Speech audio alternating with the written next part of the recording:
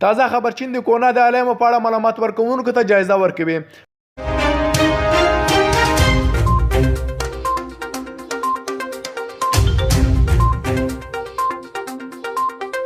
سلامونه ګران دوستانو، بیا هم ویډیو ته په خیر حالت کې زموږ چینل هم نه سبسکرایب کړئ، چینل ته سبسکرایب کړئ، ویډیو ته لایک کړئ، ویډیو تر اخره پورې وګورئ. د چین د هوبي ولایت د چانچان ښه چارواکو هغو کسانو ته د 1300 یورو معادل جایزه ټاکلې چې په خپل بدن کې د کرونا د علایمو د درلودو له امله ادارو ته خبر ورکړي او د هغوی د ازموینو ټیسټ هم مثبت وخیږي.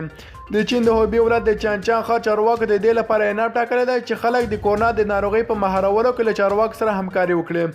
د دغه ښار اوسېدونکو ته ویل شوي دی چې هر هغه کس چې د کرونا ویروس د علایمو په هکله چارواکو ته خبر ورکړي او د ازموینې په نتیجه کې هم معلومه شي چې په دغه ویروس اخته شوی نو 10,000 چیناییون به چې 1300 یورو کېږي انعام ورکړل شي.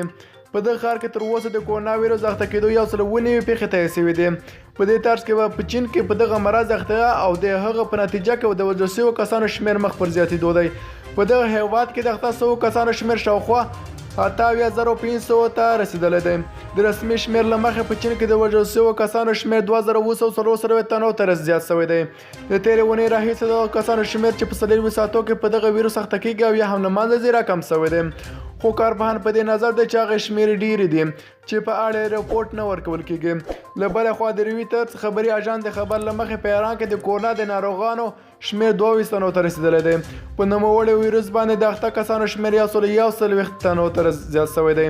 د رپورټونو په حواله روسیه غواړي د فبروري له 28 نیټې څخه د ایراني اتباعو لپاره د ویزې له ورکولو ډډه وکړي. د افغانستان د سیمه ییزو رسنیو په حواله تر اوسه د کرونا 9 شکمنې پیښې موجودې دي چې فقط یوې ثبت شوې ده.